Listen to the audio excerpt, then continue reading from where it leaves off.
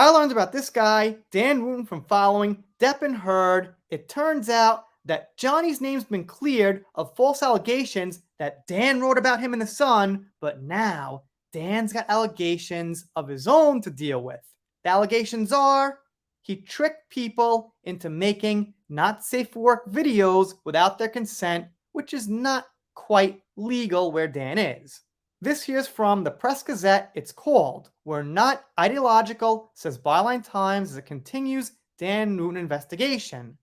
They're coming out and saying this because Dan, as his first response against the allegations, claimed it was a far-left attack against Dan's right-wing platform.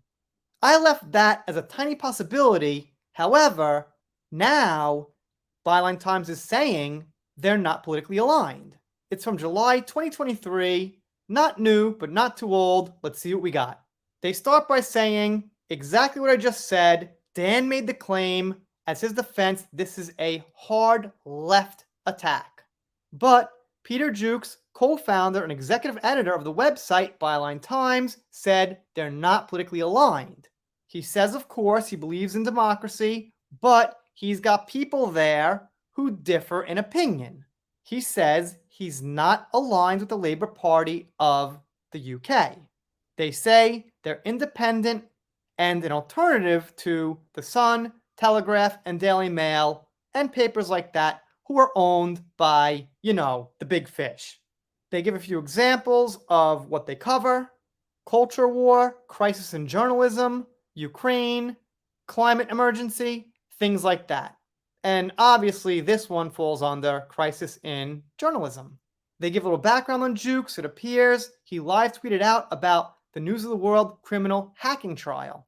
So it's not his first time reporting on publications like this. They say he launched Byline Times in 2016. They also go on to say, as of now, Byline Times has 29,000 subscribers. Now this was a couple of weeks ago, so I'd imagine they've got a little more now, but around there. They say they use crowdfunding, and they've got 15 regular columnists. And as we know, the Mail Online now has one less regular columnist. Can't recall who. Right, it'll come to me. What else we got? Dan Wootton investigation. Former News of the World journalists Tom Latcham and Dan Evans are said to have been investigating Dan Wootton, who was another former News of the World staffer, for 3 years on a voluntary basis, and set up a separate Byline crowdfunding appeal last week, which, by the way, is doing really well. Last they checked, it was £52,000, so now some time's gone by. Gonna assume it's more.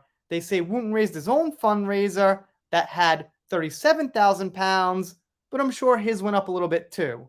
Either way, it would seem that Byline Times is outpacing Dan. They say that Dan sent legal letters to Byline Times. Now here's the thing. This might not go to trial on their end. They don't really have a reason to take Dan to court, but Dan might take them to court.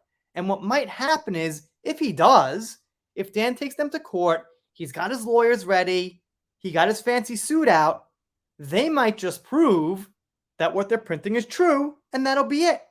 Either way, it seems they make out. If it goes to court, it's going to blow up the news even more, and they'll get bigger. So we'll have to see what happens. I guess that's the next step everyone's waiting for. They say their coverage started after Dan covered this person named Hugh Edwards, which obviously got attention, more so than the attention Dan's getting, and some people are finding that kind of odd. They go on to say The Guardian is the only other publication to take up the Dan Wootton story, but we now know The Independent also has picked it up. And I recall seeing a few others as well. Maybe as a little time passed, more caught on. Obviously, some YouTubers are picking it up too. They say, since Dan hasn't been charged yet of any criminal offenses, it's risky for them to report, but obviously, they're going through with it. They mention that The Guardian's got a little lawsuit going on because they did something similar to what Byline Times is doing now. And they keep saying that, we gotta be careful, legally, this and that, but they just keep putting stuff out. So I guess they're saying that and just kind of thinking out loud for everyone. But so far, they seem alright.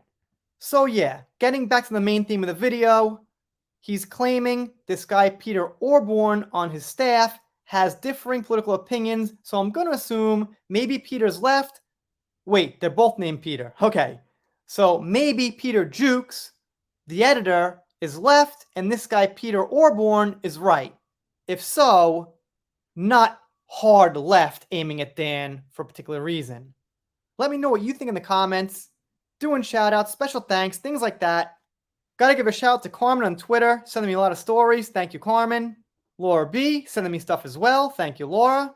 And Cindy Bryden, always sending me great stuff. If you're not subscribed here, consider it. If you don't, I'll be sad, but I'll get over it. See you next time.